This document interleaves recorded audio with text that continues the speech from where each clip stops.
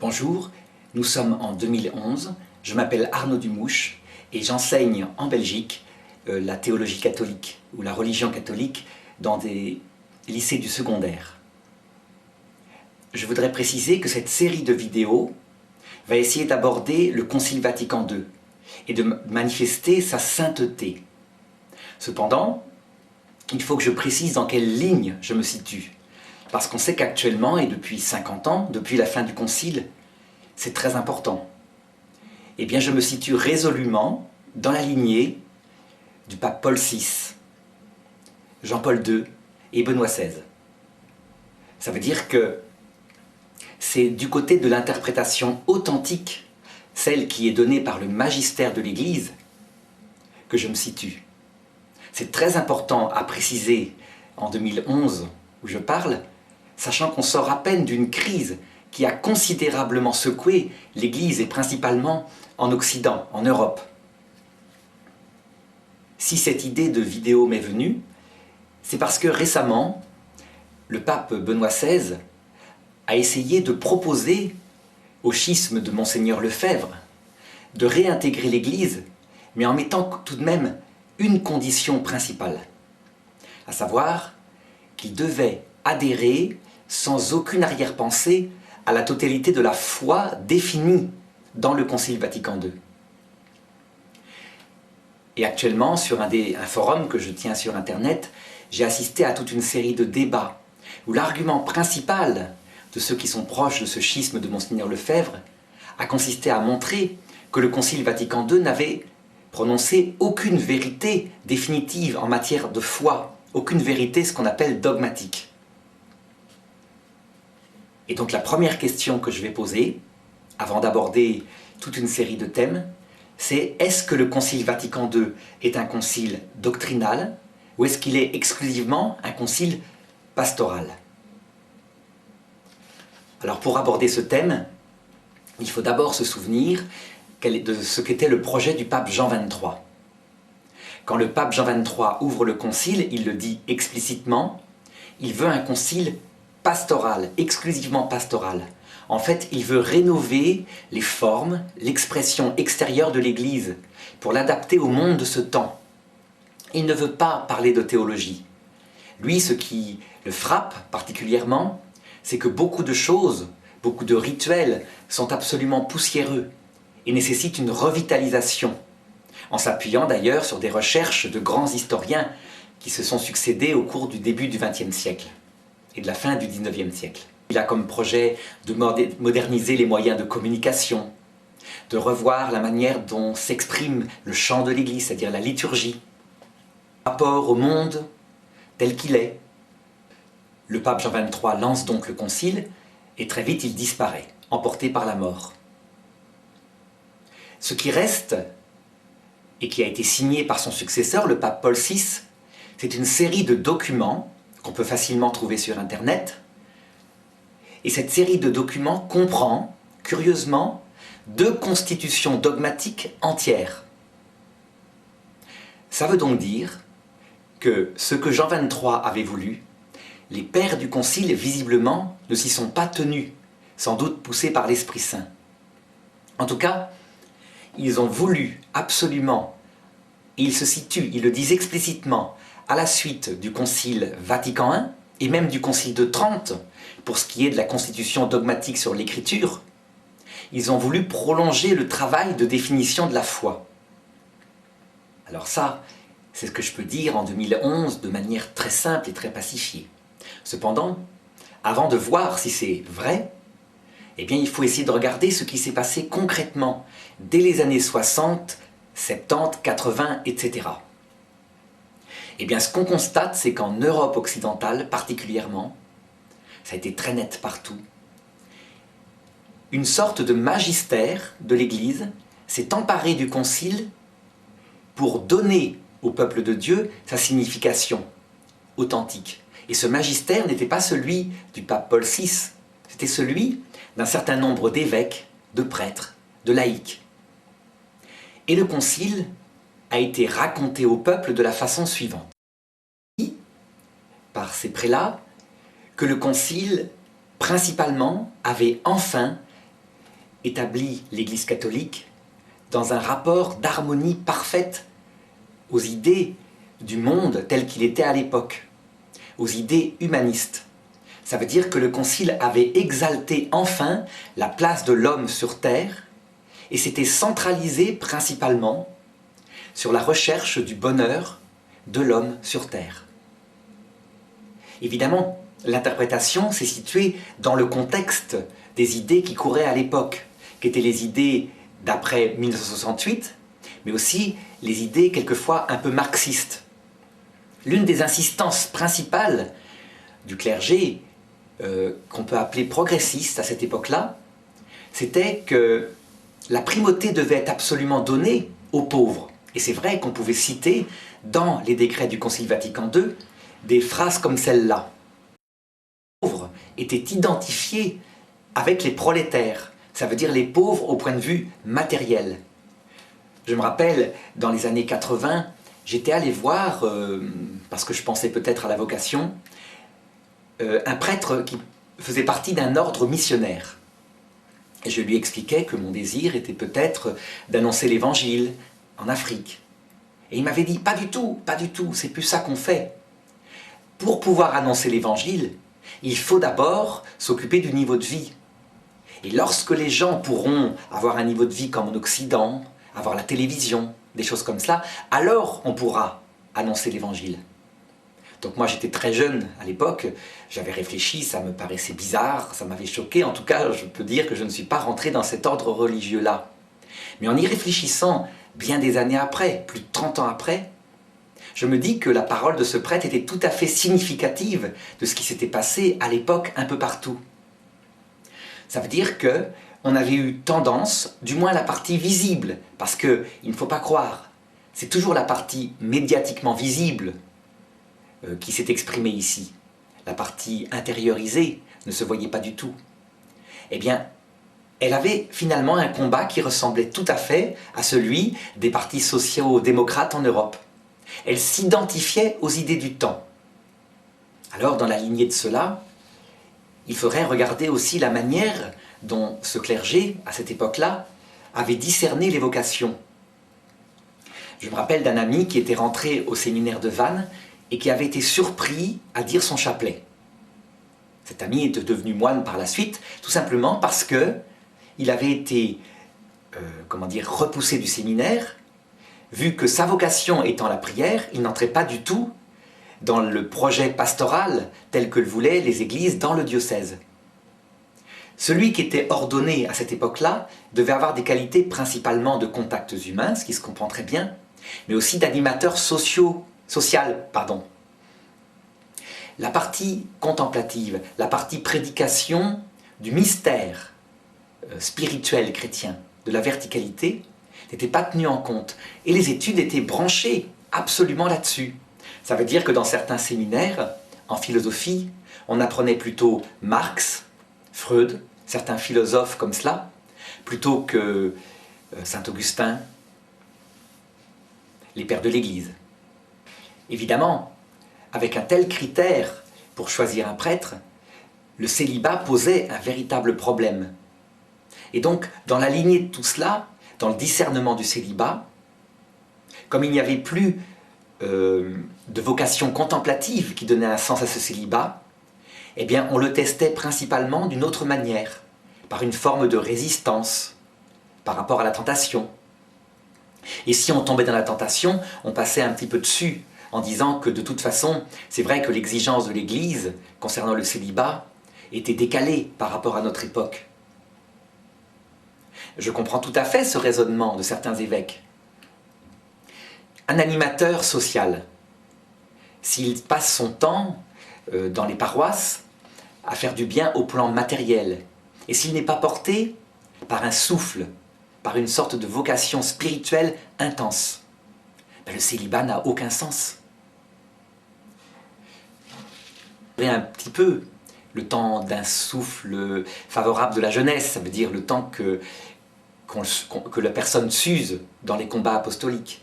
Et puis très vite, la solitude se fera jour. Et donc à cette époque-là, on a vu effectivement beaucoup de vocations craqué très vite après leur ordination et quitté le ministère sacerdotal.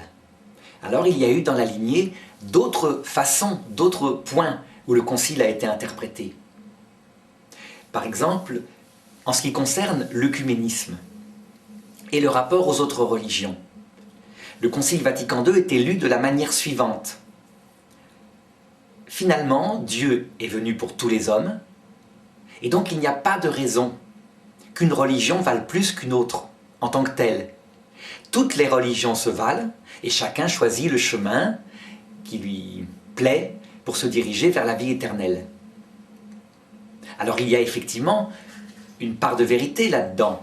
On peut lire aussi des textes dans Vatican II qui indiquent son admiration pour les autres religions, et même pour les religions non chrétiennes.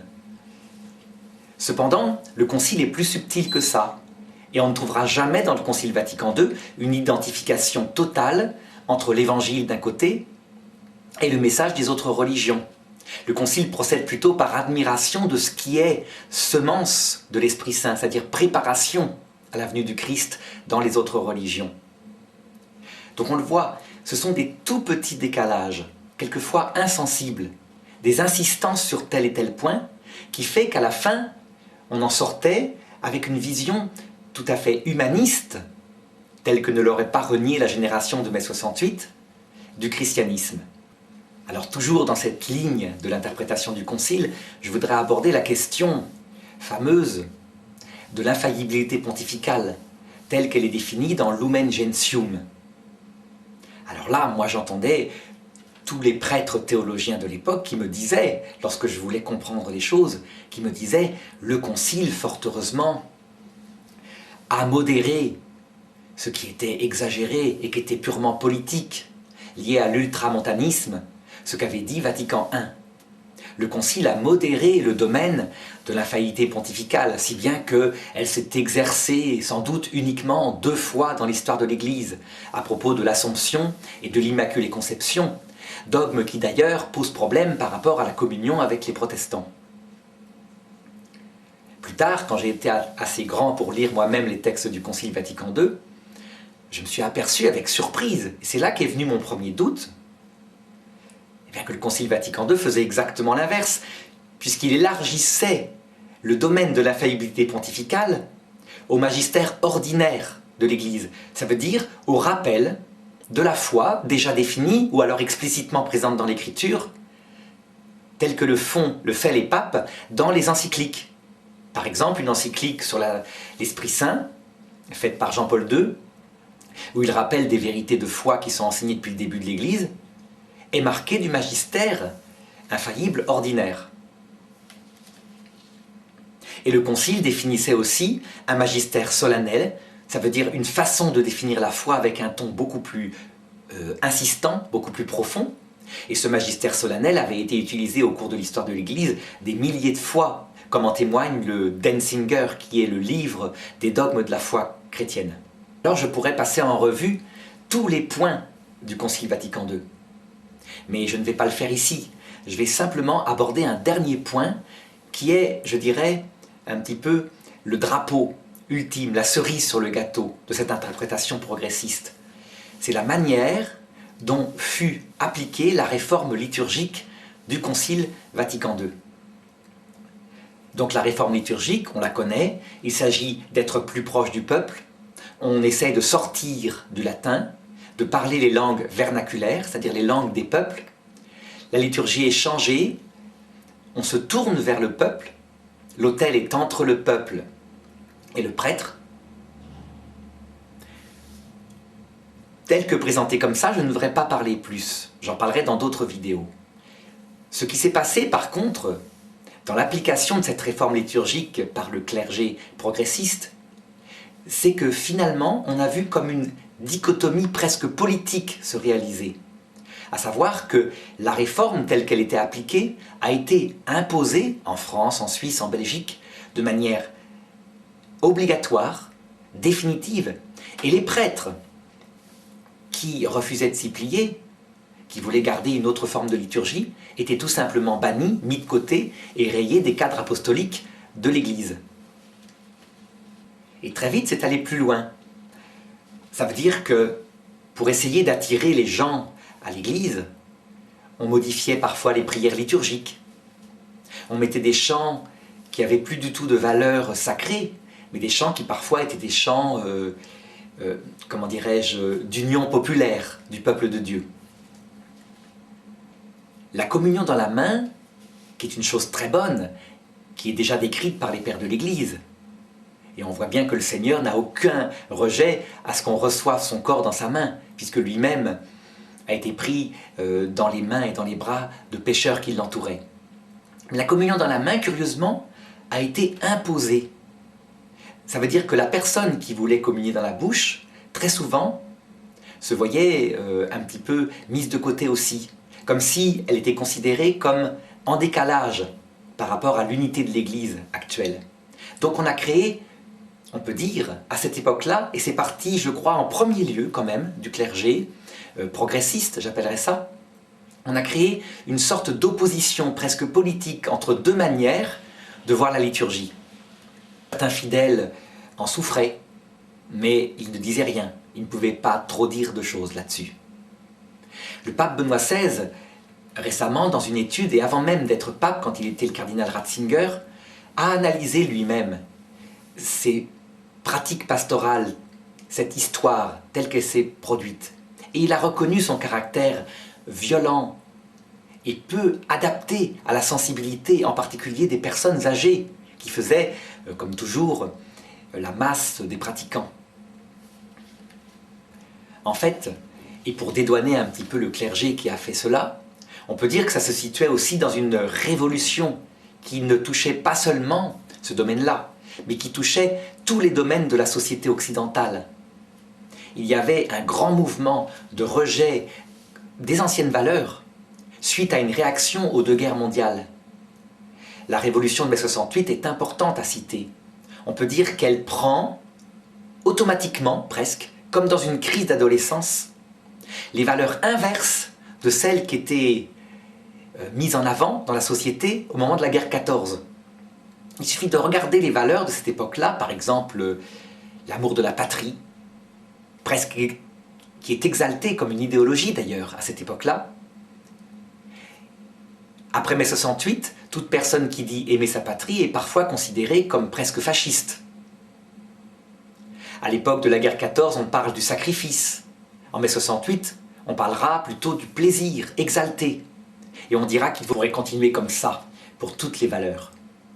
Eh bien, les hommes d'église qui font partie du peuple n'ont pas échappé à cette influence.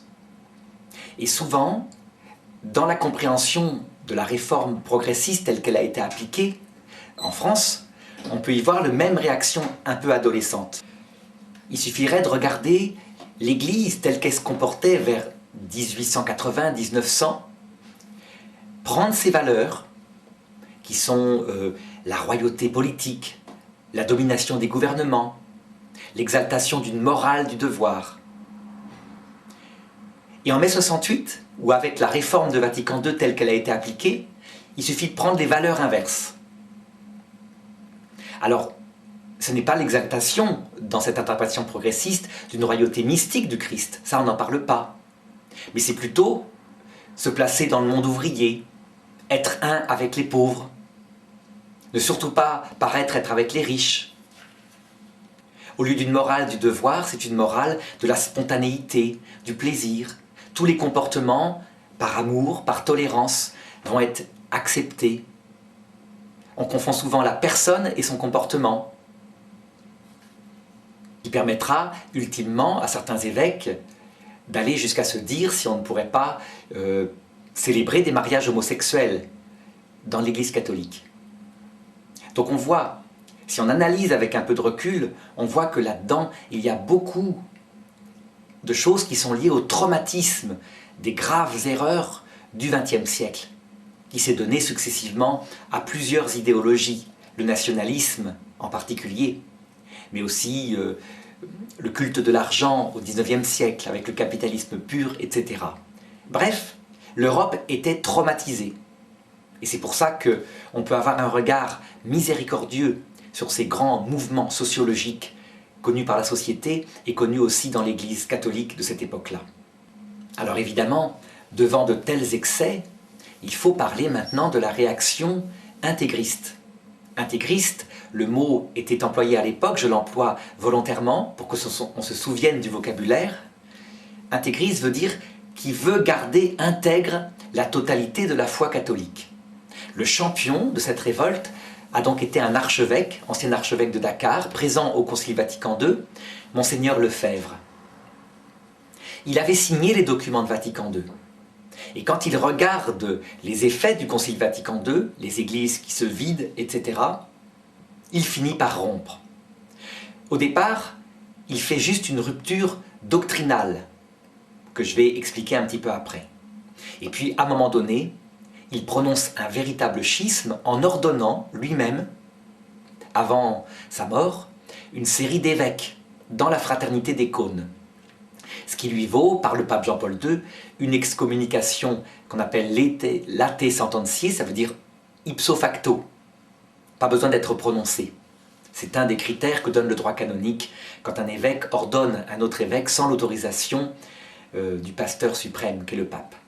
Et Monseigneur Lefebvre veut rester catholique. Il croit de tout son cœur en l'infaillibilité du magistère qu'avait défini le Concile Vatican I.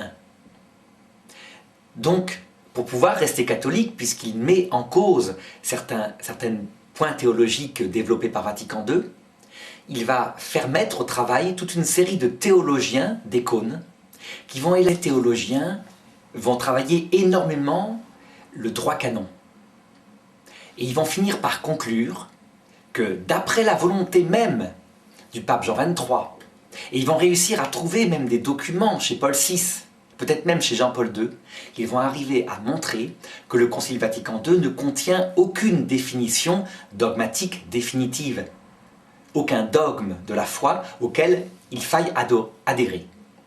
Pour eux, tous les documents de Vatican II sont soit pastoraux, ce qui est vrai pour une grande partie, et ce qui paraît doctrinal, comme la constitution dogmatique sur l'Église ou celle sur l'Écriture, comme l'Église n'y a pas mis les formes, à savoir qu'elle n'a pas prétendu elle-même définir infailliblement la foi, eh bien c'est donc que ce sont des vérités posées là, mais qui sont réformables, qui ne sont pas définitives, qui peuvent changer.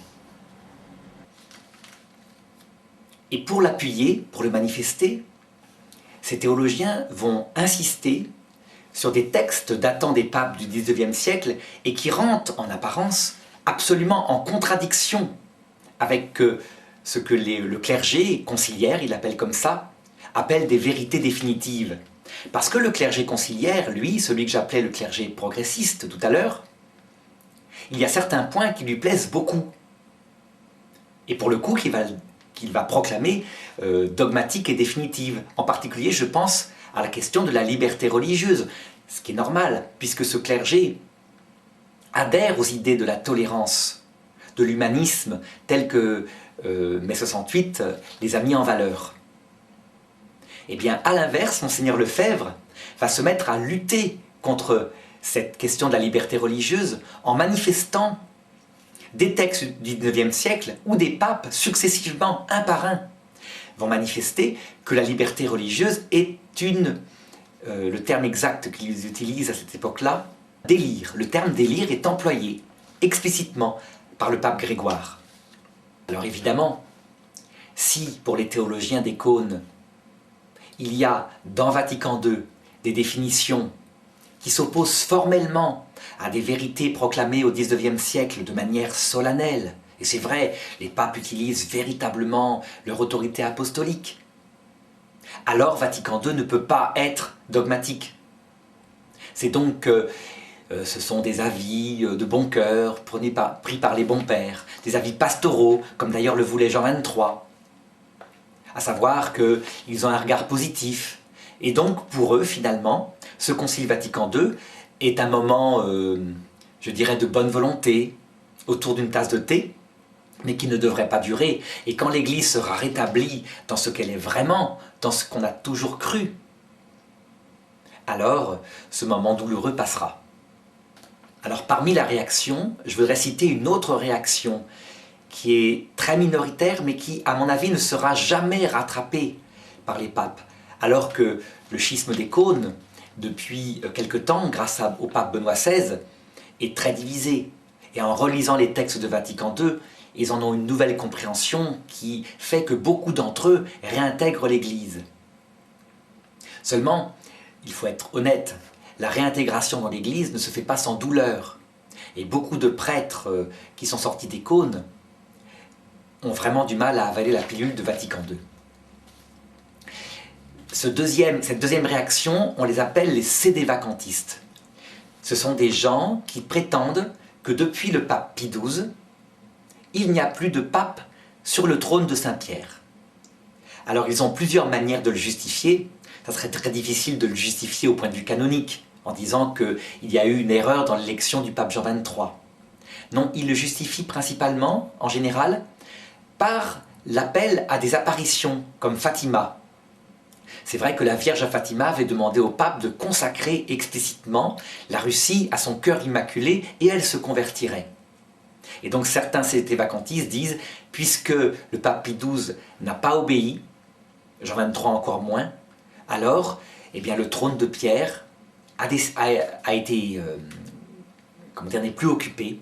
La Sainte Vierge, qui est la reine du ciel et de la terre, a décidé que les papes n'étaient plus papes. Et dans cette réaction-là, évidemment, il n'y a plus aucun problème, aucune fausse pudeur à déclarer le Concile Vatican II, mais aussi Paul VI, Jean XXIII, Jean-Paul II, Benoît XVI, hérétiques. Et le Concile Vatican II est décrété conciliabule, c'est-à-dire un faux concile, une réunion de prélats qui était coupée de l'Église. Ainsi, l'infaillibilité pontificale, telle qu'elle est définie par Vatican I, est préservée, puisque les sédévacantistes restent fidèles à la foi entièrement, telle qu'elle est définie jusque, disons, les années, on va dire 30, 1930. L'un des grands combats des sédévacantistes, c'est le combat sur la royauté sociale du Christ. Au XIXe siècle, alors qu'il y avait eu les luttes contre le parti franc-maçon, afin que l'Église perde son pouvoir temporel sur les États du Vatican, les papes avaient développé des documents où ils manifestaient qu'il était bon que l'Église règne sur les peuples, au point de vue politique. La fête du Christ roi avait d'ailleurs été établie à cette époque-là, mais dans la définition du Christ roi, telle que le pape la donne à cette époque-là, il n'est tout de même pas indiqué que le Christ veut une royauté politique terrestre. C'est plus subtil. Il est dit qu'il règne sur les âmes, et comme les corps sont finalisés par les âmes, eh bien il règne sur tout. Seulement, les théologiens de l'époque, Monseigneur Gaume, tous ceux qui sont pris comme maîtres à penser de cette école-là, eux avaient véritablement parlé d'une royauté politique de l'Église et du Christ à travers, la Constitution et une police. Ils manifestaient à quel point l'Inquisition, par exemple, telle qu'elle fonctionnait à la Renaissance, était une chose nécessaire et bonne pour vérifier la foi des fidèles, et qu'il devait y avoir une police pour empêcher, si cette foi déviait, que ces hérétiques fassent du mal au salut des gens. C'était justifié par l'argument suivant: l'erreur n'a pas le même droit que la vérité à régner, et donc on peut combattre l'erreur par une police politique. Évidemment, comme le Concile Vatican II renonce à toute royauté politique de l'Église, pour exalter au contraire une royauté spirituelle sur les âmes par la grâce, qui du coup rayonne sur tout le domaine politique, eh bien les sédévacantistes, et parfois quelques disciples de Monseigneur Lefebvre, vont appuyer là-dessus pour manifester une erreur théologique grave du Concile Vatican II. Souvent, comme ils sont assez seuls et assez persécutés, les sédévacantistes se sont appuyés, très fortement d'ailleurs, sur une série de prophéties qui annoncent pour bientôt la venue d'un grand monarque qui rétablira tout. Ces prophéties du grand monarque, qui sont d'ordre politique, qui quelquefois en France, à partir de l'Aphrodais, annoncent la venue d'un roi capétien, les touchent énormément Et c'est logique, c'est lié à leur théologie. Ils pensent que parce que ce sera politique, la foi reviendra dans les cœurs. C'est donc une approche de la théologie très spéciale et qui évidemment est inconciliable avec ce qu'a fait le Concile Vatican II. Alors voilà, c'est vrai que quand on écoute ces combats, on est surpris. Seulement on ne se doute pas à quel point des hommes y ont laissé leur santé, parfois leur vie. Je me souviens d'un prêtre qui voulait rester vraiment fidèle au pape et qui simplement avait gardé dans les années 80 son col romain. Et ce prêtre-là avait été complètement banni de tout apostolat. Bien d'amis qui souhaitaient rentrer au séminaire pour devenir prêtre et qui avaient été simplement éjectés au bout de quelques mois, quelquefois quelques années, parce qu'ils priaient trop. Donc on comprend à quel point action, réaction, lutte de pouvoir sont sortis du contre-coup de Vatican II. Cependant, certains ont voulu en accuser Vatican II lui-même. Et je voudrais montrer maintenant à quel point Vatican II n'est pas responsable de cela, mais que Vatican II a en fait été interprété dans les deux cas de la manière dont ça arrangeait chacun des groupes, aussi bien les progressistes que les intégristes. Paul VI, lorsqu'il a vu ces luttes dans l'Église, a beaucoup souffert, mais il n'avait pas le charisme intérieur pour réagir. Pourtant, il a fait son travail avec fermeté, son travail de magistère. On se souvient par exemple de l'encyclique sur la contraception. Il faut être extrêmement courageux pour prendre une telle encyclique en plein mai 68, alors que le monde entier va lui tomber dessus. Ce sera Jean-Paul II, le pape de la Vierge Marie, dont la devise était « Tout à toi, Marie », qui aura la force de remettre l'Église sur les rails de l'interprétation authentique. On peut dire que c'est grâce à sa grande lumière et à son charisme, son côté sympathique qui attirait toutes les foules, que le renouveau va commencer. Il produit d'abord le catéchisme de l'Église catholique, qui donne l'interprétation, donc je disais authentique, ça veut dire celle du magistère romain, du Concile Vatican II. Et il situe tout de suite ce catéchisme de l'Église catholique dans la lignée de toute la foi de l'Église, aussi bien la foi du passé par les anciens conciles, les anciens papes, que Vatican II. Il ne rejette rien, il n'oppose pas Vatican II au passé, il ne garde pas le passé pour rejeter Vatican II, ni l'inverse, garder Vatican II pour rejeter le passé, il garde tout. Il précise bien que la foi de l'Église, c'est une continuité, que tout ce qui a été proclamé par l'Église au cours de son histoire est valide. Après la mort de Jean-Paul II, Benoît XVI arrive, et comme je le disais tout à l'heure, il tend une main à Icône, donc au clergé intégriste, en leur disant « Vous pourrez réintégrer l'Église, et je lève d'ailleurs l'excommunication contre vous, mais vous n'êtes pas encore dans l'Église. Pour que vous soyez réintégrés dans l'Église, je permettrai que vous célébriez l'Eucharistie selon la liturgie de Saint Pie V. Il n'y a pas de problème là-dessus. » Le pape Benoît XVI reconnaît que la méthode, la manière dont la liturgie de Paul VI avait été imposée en Europe occidentale avait été trop violente et qu'il n'y avait pas de raison d'opposer la nouvelle liturgie à l'ancienne. Les deux étant valides, absolument. Donc, sous ce rapport-là, il enlève un des domaines de rupture qu'avaient les intégristes. Surtout, et c'est ça qui est important, il leur met une condition absolue. Ils ne pourront réintégrer l'Église que s'ils adhèrent sans aucune arrière-pensée. Tel que le définit la Constitution ad tuendam fidem, c'est-à-dire avec une foi totale, à ce qui a été défini dans Vatican II au plan de la foi. C'est d'ailleurs la même condition qui est donnée aux orthodoxes et aux anglicans qui veulent devenir catholiques. Le pape Benoît XVI est tout à fait prêt à laisser aux orthodoxes un code de droit canon personnel, c'est-à-dire une manière de gérer la justice, etc. Il est tout à fait prêt à leur laisser la liturgie qu'ils veulent. mais pour intégrer l'Église, et ça c'est une chose auquel le magistère, le pape, ne peut pas renoncer. On doit adhérer à la totalité de la foi catholique, telle qu'elle est définie. Je voudrais ici donner la série des vérités à laquelle il est demandé aux disciples de Monseigneur Lefebvre d'adhérer, sans arrière-pensée, en précisant bien que ces vérités, effectivement, n'ont pas été définies avec un ton solennel, mais qu'il n'empêche que parce que c'est un concile œcuménique, par définition, elles forment des vérités solennelles. Le concile de Jérusalem, qui propose aux chrétiens, enfin qui dit aux chrétiens de ne plus utiliser les rituels juifs, ne prononce pas de grands anathèmes, ne dit pas que celui qui continue de pratiquer la circoncision soit anathème. Chose qui aura lieu dans tous les autres conciles à partir de l'édit de Milan. Chaque concile est accompagné d'une série de canons, ça veut dire de lois, qui solennisent une excommunication si on n'adhère pas à la foi. Le Concile Vatican II renonce à cela. Et c'est l'un des arguments principaux des théologiens d'Icône pour dire, voyez, il n'y a pas de dogme solennel là-dedans. Ce sont des avis.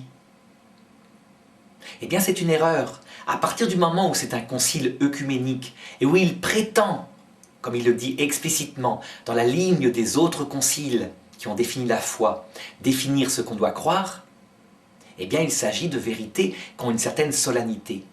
Bon, mais en admettant même que ce soit du magistère ordinaire, eh bien, la constitution Ad tuendam fidem, définie par Jean-Paul II, précise bien que le magistère ordinaire de l'Église est infaillible.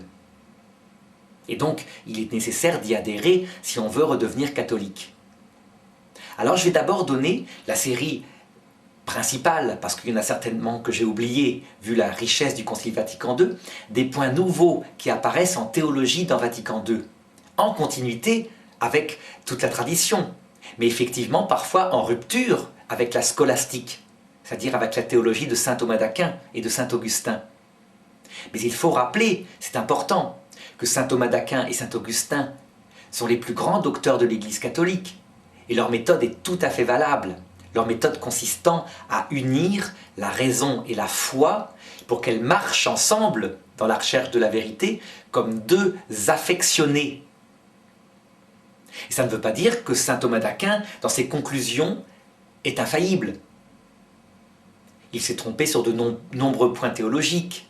L'Immaculée Conception, pour lui, c'est une purification de la Vierge. Mais je pourrais en citer bien d'autres. Ça n'empêche que sa méthode est valide.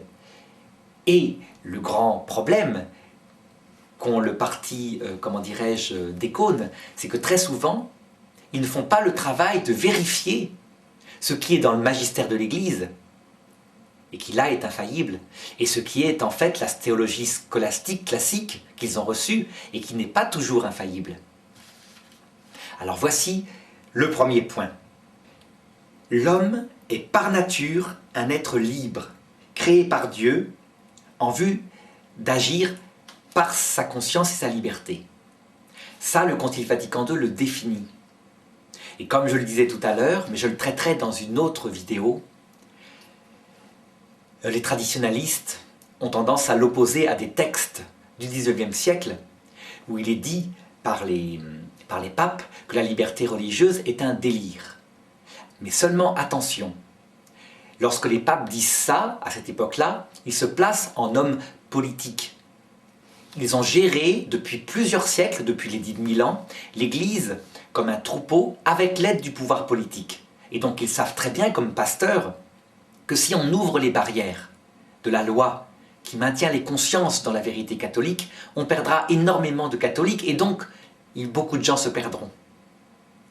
Au point de vue pastoral, c'est tout à fait juste ce qu'ils disent. Mais aller au nom de ces décrets pastoraux, solennellement proclamés à cette époque-là, aller rejeter la nature humaine comme nature libre, personnelle, c'est une folie.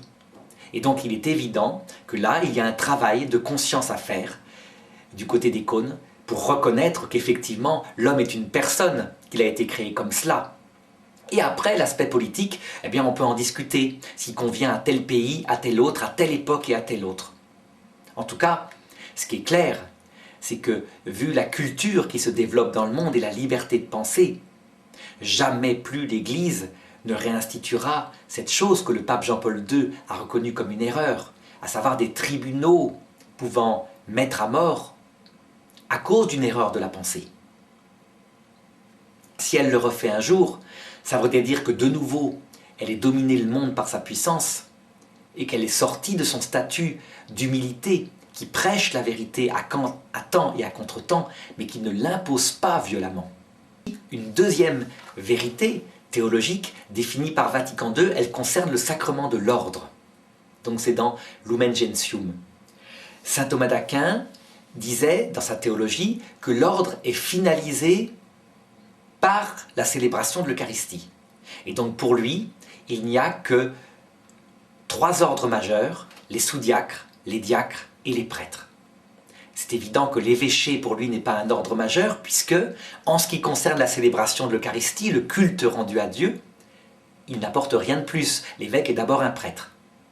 Eh bien, le Concile Vatican II réforme théologiquement la finalité du sacrement de l'ordre. Il n'a pas comme finalité la seule Eucharistie, il a comme finalité l'union de l'âme à l'Eucharistie. L'alliance de charité. Et dans ce cas-là, évidemment, l'évêché devient un ordre majeur, conféré par ordination, parce qu'il est évident que l'évêque qui perfectionne, qui enseigne la foi aux fidèles et même aux prêtres, a un rôle essentiel en ce qui concerne l'âme pour qu'elle s'unisse à Dieu par l'Eucharistie. Et à Dieu aussi, pourquoi pas, par la prière du cœur. Donc sur ce point-là aussi, le Concile Vatican II et le pape Benoît XVI demandera aux traditionalistes d'adhérer sans arrière-pensée aucune à la foi définie dans Vatican II. Troisième vérité théologique, elle concerne le mariage. Elle n'est pas seulement définie par Vatican II. Déjà, à l'époque de Pie XII, les choses avaient été réformées. Seulement, la scolastique habituelle disait que le mariage avait comme finalité première la fécondité, donc la venue de l'enfant, et comme finalité seconde, accessoire, un remède à la concupiscence. Eh bien, le Concile Vatican II réforme cela. Il dit que le mariage a 2 finalités. Il ne précise pas leur ordre. Mais avec un petit peu de philosophie, on voit bien qu'il y a une des finalités qui est un fondement et qui est source de la du fruit qui en sort. Le fondement, donc la finalité première, c'est l'union d'amour des époux. Ce que le Concile va appeler le bien des époux. Et la finalité qui en sort, c'est la venue de l'enfant. Il est évident que l'acte sexuel, donc dans cette perspective-là, sert non seulement à faire grandir et à exprimer l'amour des époux, mais il n'y a pas que l'acte sexuel qui sert à ça, il y a aussi la conversation journalière, la vie commune. Et sa finalité, comment dirais-je, matérielle, il est fait pour cela, il peut donner la vie, il peut aboutir à la venue d'un enfant. Donc ça réforme énormément les choses, mais ce n'est pas quelque chose qui est contre-traditionnel. Simplement, ça réforme la théologie scolastique, mais pas celle des pères de l'Église. On pourrait dire que l'Église en revient à un regard profond, tel que Dieu avait institué le mariage en Adam et Ève, et tel que Jésus le rappelle dans l'Évangile. Au commencement, il n'en était pas ainsi. Donc de la même manière, il est demandé aux disciples de Monseigneur Lefebvre, s'ils veulent rejoindre l'Église catholique, d'adhérer sans arrière-pensée à cette foi-là. 4e vérité, les religions autres que chrétiennes ne sauvent pas. Ça, c'est ce qu'avaient défini les anciens conciles et ça reste vrai. Comme je l'ai dit, aucune chose définie au passé au point de vue de la foi n'est rejetée par le Concile Vatican II. Cependant, le Concile Vatican II dit autre chose qui complète, qui n'est pas contradictoire, qui complète comme les 2 faces d'une même pièce. À savoir que les autres religions, y compris l'hindouisme, le bouddhisme, et il cite le judaïsme, l'islam, possèdent en elles des semences. Des semences, ça veut dire des graines appelées à germer, venant de l'Esprit Saint, et qui préparent au salut par le Christ. Donc ces religions possèdent des choses bonnes que le Concile admire, qu'il dit reconnaître. Et ces choses, évidemment, aboutiront à préparer le cœur des fidèles de ces religions-là, par un point ou par un autre. Il y a plusieurs niveaux de profondeur, évidemment. De préparer au salut qui se fait par le Christ, d'une manière que Dieu connaît. Mais il est clair que ces hommes-là seront sauvés par le Christ, puisque le Christ, c'est tout simplement Dieu, le seul Dieu, le Dieu unique qui s'est fait homme. Alors évidemment, on a tendance, chez certains intégristes, à dire « Quoi ? Le Concile donne une bénédiction à quelque chose qui est l'erreur. » Non, non, le Concile ne bénit pas l'erreur. Il bénit ce qui est vrai dans ces religions-là et qui n'est pas l'erreur. Ou ce qui est bon et qui provoque, malgré des erreurs théologiques, une certaine humilité, une certaine compassion dans certaines religions. Cette attitude-là, effectivement, pastoralement, l'Église ne l'a pas toujours eue. Mais en définissant théologiquement qu'il y a certains points de vérité dedans, elle demande à ce que les gens se comportent pastoralement avec les religions avec un regard plus positif. Il ne s'agit pas d'un œcuménisme où tout se vaut. Ça, c'est l'interprétation progressiste. L'interprétation authentique, c'est que le salut ne vient que par le Christ. Ce qui n'empêche pas d'avoir un regard positif sur les personnes et sur ce qu'elles croient, quand ce qu'elles croient est bon, vrai, beau. 6e vérité théologique, il concerne le sacrement de l'Eucharistie. Dans la tendance qui est sortie du Concile de Trente, pastorale, puisque ce n'est pas une tendance dogmatique, on avait tendance à dire que le sacrement de l'Eucharistie avait comme but la gloire de Dieu, uniquement. Le Concile Vatican II réforme cela en disant que la gloire de Dieu, c'est l'union de charité entre l'homme et Dieu. C'est l'alliance sainte. On voit d'ailleurs que les conséquences en ont été une certaine réforme de la liturgie. La liturgie de Saint Pie V glorifie Dieu. Dieu est mis en hauteur. L'autel, qui en fait symbolise l'autel de la croix, était plutôt un autel de la gloire de Dieu. Le Concile Vatican II va réformer la liturgie en la rapprochant de ce qu'avait fait le Christ. À savoir que l'autel devient aussi une table, où un repas d'amour, de charité est célébré, qui célèbre l'union de Dieu et de l'âme des disciples. Que demande l'Église? C'est qu'on adhère absolument à la foi, à savoir que la finalité de l'Église elle-même, c'est l'alliance, c'est l'union de l'âme à Dieu, et que c'est ça la gloire de Dieu, parce que Dieu ne pense qu'à cela. Elle ne demande plus maintenant à ce qu'on adhère matériellement et avec une police politique à la liturgie de Vatican II. Elle permet tout à fait, si certaines sensibilités et spiritualités préfèrent une autre forme de liturgie, qui peut être une liturgie uniate, celle des orthodoxes, qui se sont réunis à l'Église catholique il y a déjà fort longtemps, ou alors la liturgie de Saint Pie V, qui est une liturgie tout à fait valable, avec une spiritualité qui est particulière. Eh bien, elle autorise tout à fait à ce qu'on les célèbre. Benoît XVI l'a bien précisé. Ce qu'elle demande, c'est qu'on adhère sans aucune arrière-pensée au fait que cette religion, le catholicisme, vise à l'union entre notre âme et Dieu.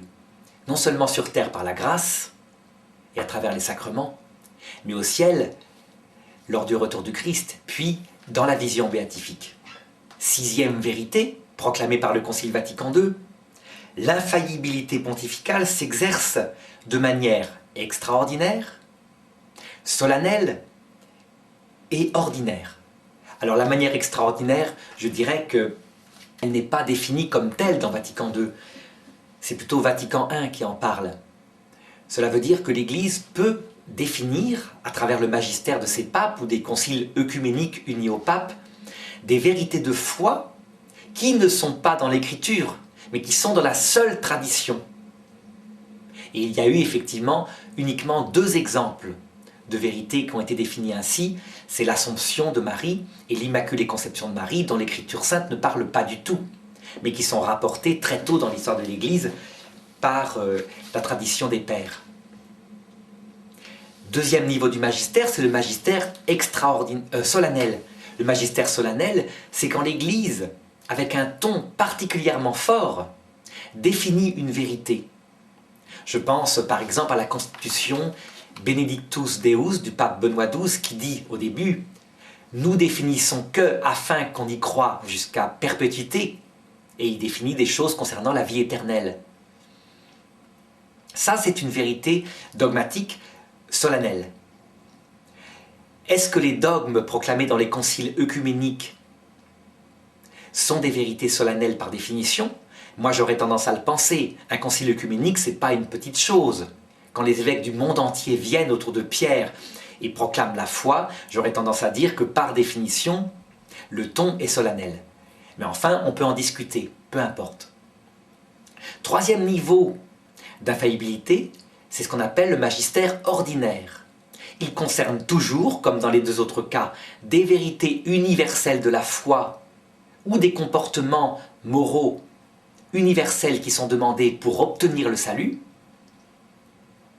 Universel, ça veut dire quelque chose qui concerne tous les hommes de toutes les époques, qui n'est pas lié aux situations concrètes. Exemple, si je dis que l'avortement tue un enfant, voilà une vérité universelle.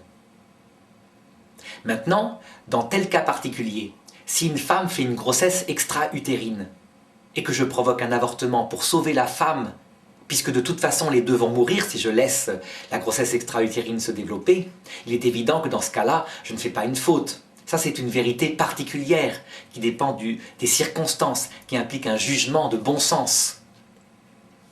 Et donc l'avortement, dans ce cas-là, est tout à fait autorisé par l'Église. Par contre, comme vérité universelle, l'avortement est condamné solennellement par l'Église. L'exemple que j'ai pris tout à l'heure, si je dis que l'homme est créé par nature pour être un être libre, c'est une vérité universelle, c'est un dogme de la foi.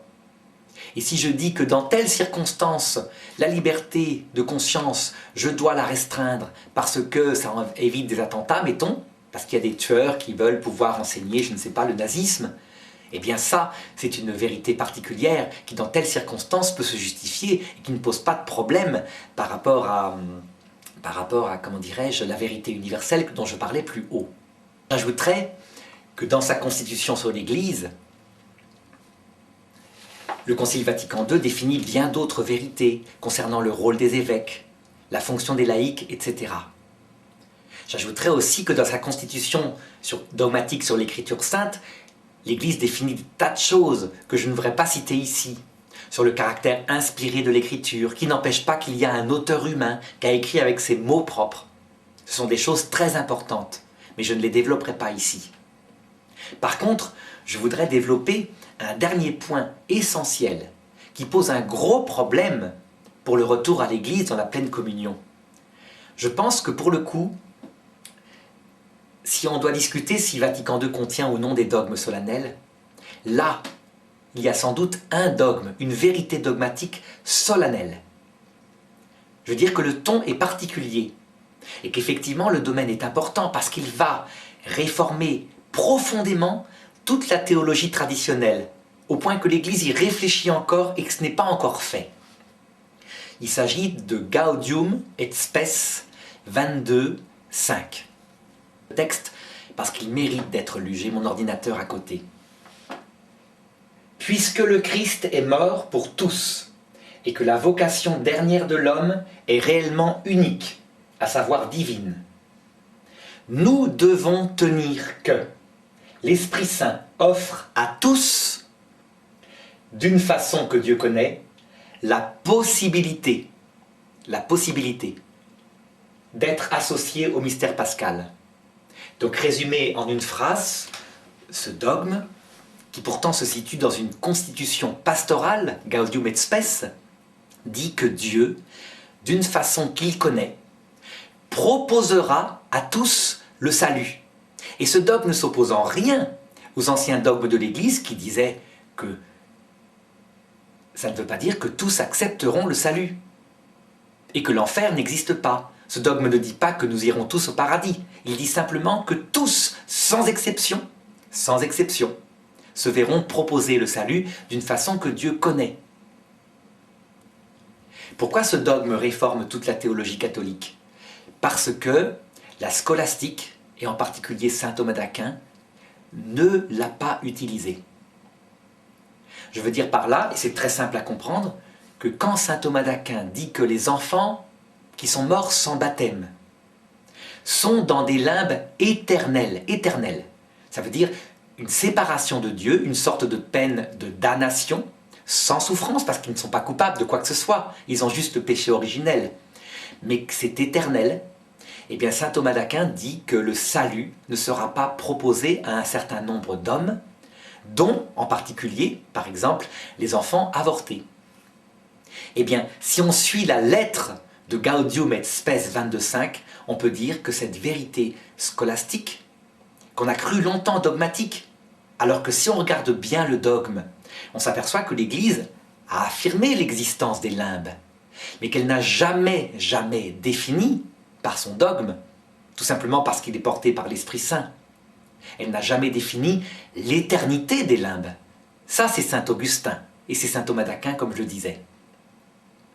Alors, évidemment, on est forcé, puisque nous sommes théologiens catholiques, de repenser entièrement, avec la totalité des vérités définies au cours de l'histoire, ce moyen que Dieu connaît, par lequel il proposera son salut à tout homme, sachant que, comme le disent les autres conciles, il faut que ça se passe en cette vie, que après la mort, mais la mort n'est pas définie par le dogme, après la mort, c'est trop tard, un homme qui arriverait sans la grâce est aussitôt conduit en enfer, que cette participation au mystère pascal, c'est la charité, c'est pas une charité implicite, c'est une charité vivante, on est rené d'en haut par la grâce, comme disait Jésus à Nicodème. Et si on n'est pas rené, on ne peut pas obtenir la vie éternelle. Donc ça implique, comme disait Luther, d'avoir la foi, pas une foi implicite, la foi explicite. Tout simplement parce qu'il faut connaître le cœur de celui avec qui on va vivre pour l'éternité, pour vivre avec lui pour l'éternité. Donc voilà, tout un travail théologique qui doit être fait. Et ceci indique à quel point le Concile Vatican II n'a pas fini de porter ses fruits. C'est un concile extraordinaire. Alors certains discutent, évidemment, en disant « Mais Gaudium et Spes 22.5 n'est qu'un avis réformable.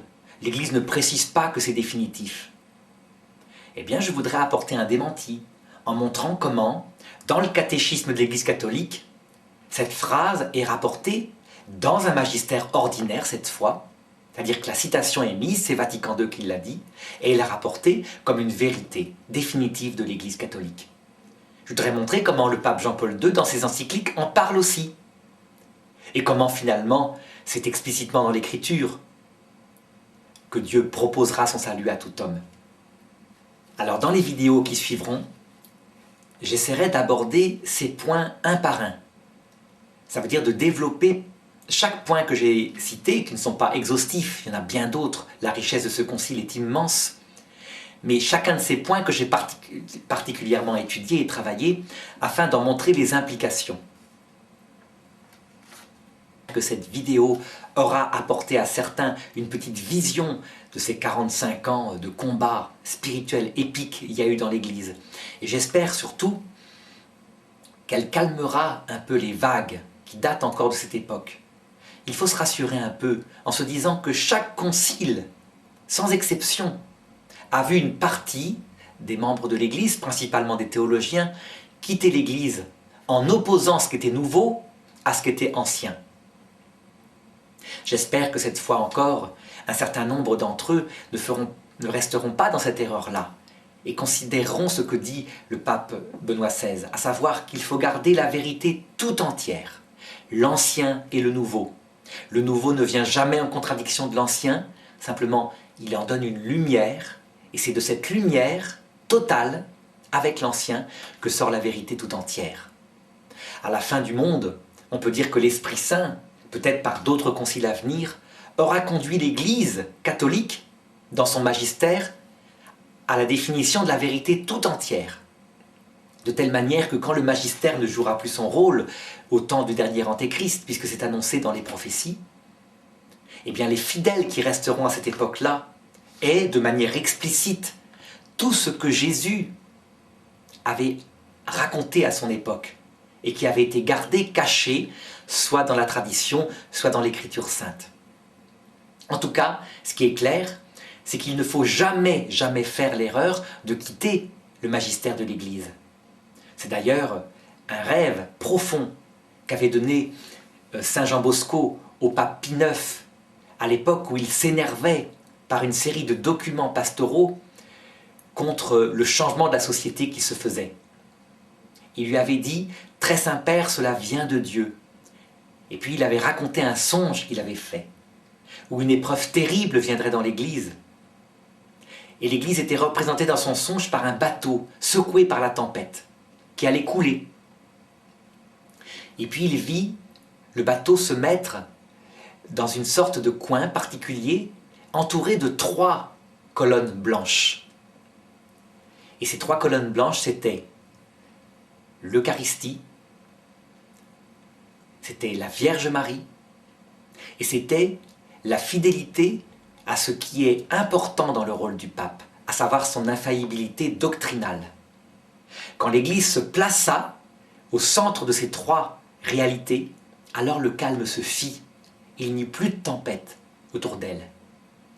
Eh bien, on peut dire que si les fidèles qui écoutent cette vidéo pratiquent cette chose-là, à savoir ne quittent jamais la prière du cœur à travers l'Eucharistie, mais aussi dans l'union cœur à cœur avec Jésus, ne quittent jamais la Vierge Marie, qui donne une spiritualité de douceur, de féminité, qui plaît à Dieu, qui est le secret du cœur de Dieu, au point que, à la croix, il la confie aux disciples qu'il aime.